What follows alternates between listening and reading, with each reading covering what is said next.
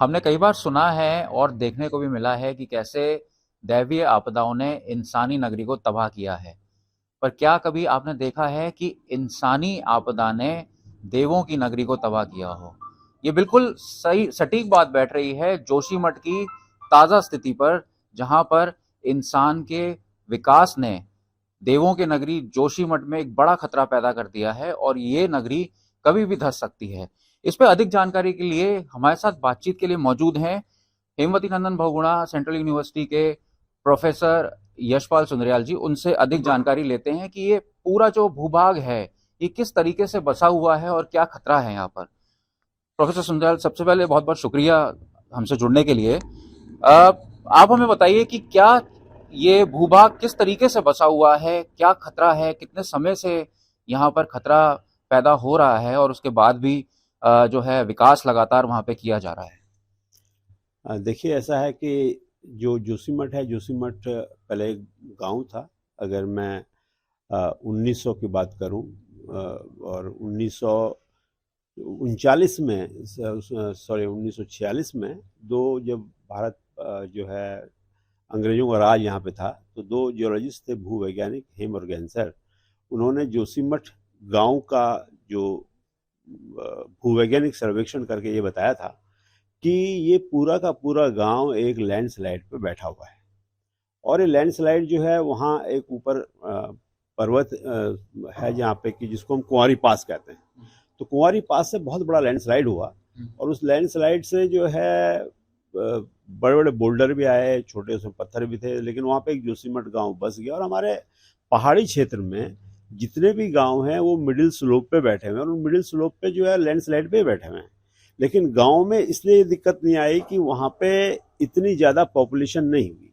खैर, ये एक अलग सा इशू है। लेकिन वर्तमान में जो जोशीमठ में हो रहा है, इसमें मैंने आपसे बताया था कि 1946 में दो भूवैज्ञानिकों ने इस बात को बताया था। उसके बाद 70 के दशक में भी यहाँ पे मकानों में दरारें आई, और उस वक्त शायद नारायण दत्त तिवारी मुख्यमंत्री थे उत्तर प्रदेश के, और गढ़वाल में कमिश्नर थे मिश्रा साहब। तो उन्होंने मिश्रा साहब को बोला कि भाई ये जो कुछ भी मकानों में दरारें आ रही हैं, इनका कारणों का पता लगाओ और इसके लिए क्या किया जाना चाहिए, उसकी संस्तुतियां भी, उसकी रिकमेंडेशंस भी आप हमें दीजिए। तो मिश्रा कमीशन जो है वो उन्होंने अपनी रिपोर्ट दी, और उस रिपोर्ट में जो उन्होंने बात की थी वो अगर सरकार उन चीज़ों पे ध्यान देती। पहली बात तो ये है कि जब लैंडस्लाइड पे बैठा हुआ शहर है या गांव है, इतना बड़ा अब शहर बन गया, आपने अनुमति क्यों दी इतने बड़े शहर बसने की? ऐसा तो है नहीं कि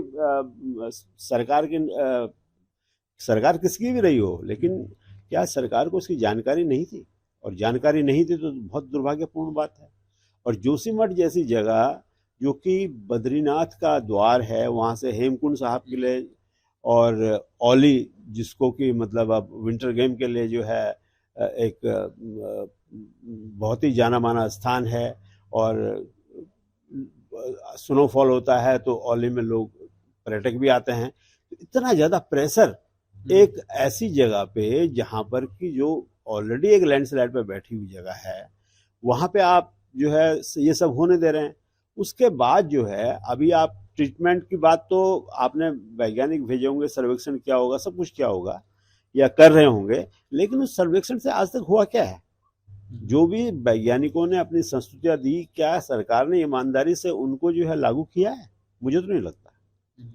और सबसे बड़ी बात यह है कि वहां पे जो धंसाव हो रहा है, उस धंसाव का कारण भी जो है इतनी बड़ी संख्या में जो वहाँ पे इंफ्रास्ट्रक्चर डेवलप हुआ है, सेटलमेंट जो बना है, उस सेटलमेंट के कारण, वो एक मुख्य कारण है।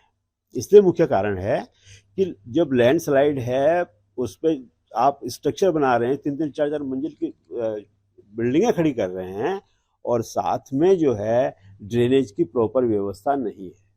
हो क्या रहा है कि वहाँ पे टूरिस्ट भी आता है, जो लोग अपने गांव छोड़ करके जोशीमठ में बस गए हैं वो लोग भी वहाँ पे हैं। पानी का इस्तेमाल सब करते हैं। वो पानी कहाँ जा रहा है? जमीन के अंदर जा रहा है। जमीन के जब वो अंदर जा रहा है तो वो भू धंसाव तो करेगा ही ना। और जितना जो है ज़्यादा वहाँ पे लोग आए हैं और पानी की जो ड्रेनेज ट्रीटमेंट आपने कुछ नहीं किया, सीवर की आपकी सीवेज की मतलब उसकी कोई सीवर लाइन की कोई व्यवस्था आपने नहीं करी। अब ऐसी जगह में अगर लोगों ने सोकपिट बनाए होंगे तो उस सोकपिट से भी तो पानी नीचे जाएगा। इसके अलावा एक काम उन्होंने और किया, उसके अलावा उन्होंने क्या किया कि जब देखा कि जोशीमठ में बहुत भीड़ भाड़ हो जाती है, टूरिस्ट जब लोग आते हैं, यात्रा सीजन जब रहता है, तो ठीक है, मतलब जहां तक एक सामान्य सी बात सोचने की है, उन्होंने सोचा कि जोशीमठ को बाईपास किया जाए और नीचे से एक सड़क उन्होंने बनाई। लेकिन अगर आप नीचे से सड़क बना रहे हो तो पहाड़ के जो बुनियाद है वहां आप काट रहे हो। जो बाईपास रोड है आप उसकी बात कर रहे जी, मैं बाईपास रोड की बात कर रहा हूँ। उस बाईपास रोड का जो बेस है ठीक नदी के ऊपर है, तो अगर आप पहाड़ की जड़ में जो है वार करेंगे तो आप पहाड़ को कैसे सुरक्षित कर लेंगे। तो सबसे बड़ी बात यह है कि जोशीमठ का जो प्रॉपर ड्रेनेज सिस्टम है उसको पहले तो ठीक किया जाए। दूसरी बात एक और है, जैसे वहां पे आंदोलन भी चल रहे हैं, लोग कह रहे हैं कि साहब हाइड्रो प्रोजेक्ट की बात है, तो वो एक अलग से इशू हो सकता है। लेकिन ये हो रहा है कि पहले जो है इन्होंने 2009 में टनल बोरिंग मशीन जिसको हम कहते हैं TBM, उससे जो है टनल बनानी शुरू करी सेलंग गांव की तरफ से, और वो इनकी 3-4 किलोमीटर के बाद वो मशीन इनकी फंस गई। उसके बाद इन्होंने क्या किया कि तपोवन की तरफ से जो है टनल बनानी शुरू करी। अब टनल तो हार्ड रॉक में ही बनती है, तो अब हार्ड रॉक है तो इन्होंने वहां TBM यूज नहीं किया, ये वहां ब्लास्टिंग कर रहे हैं।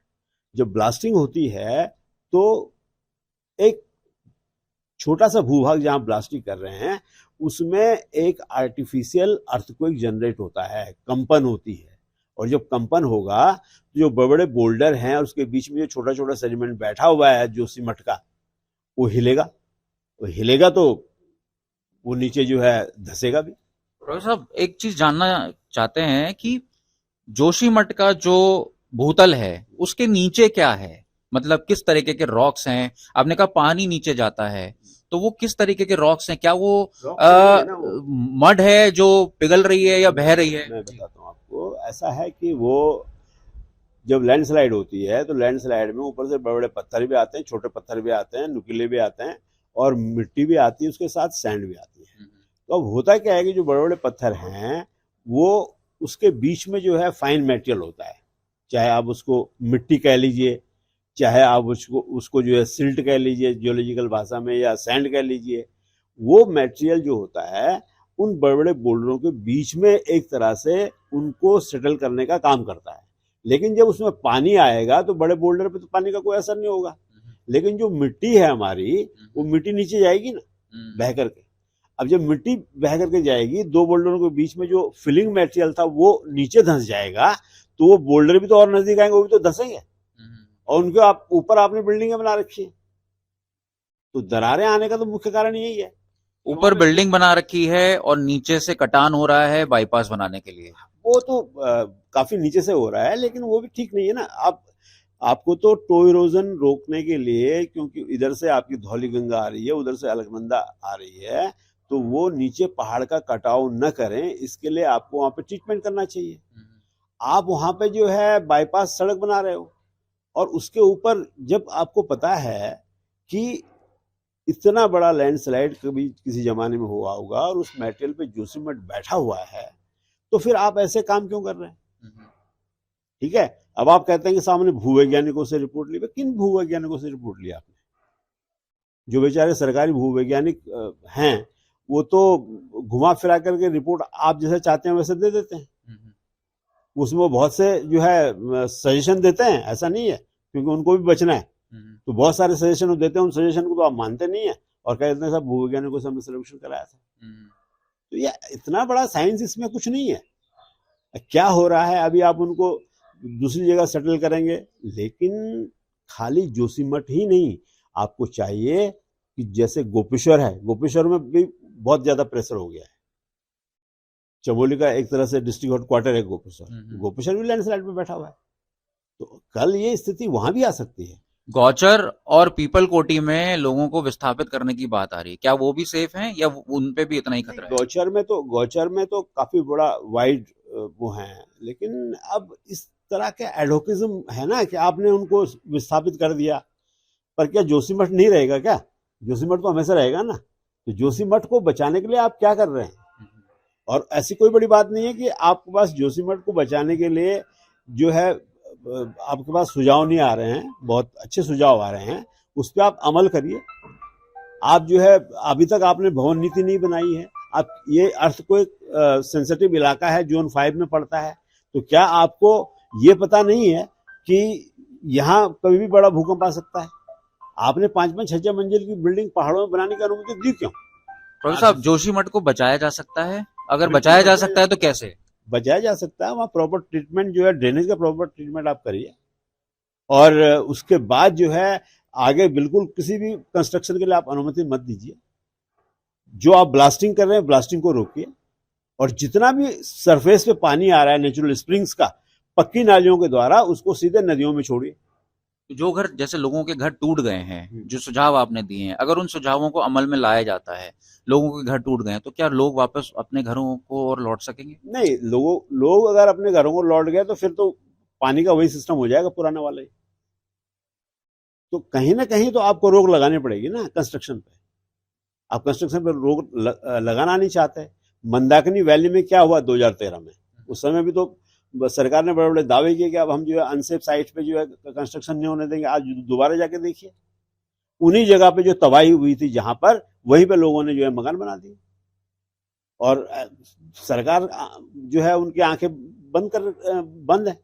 आप देखते रहे क्या कि 2013 में जो हुआ, अब आप 2013 का दोबारा भी जो है रिपीटिशन हो सकता है? ऐसा तो नहीं कि नहीं होगा।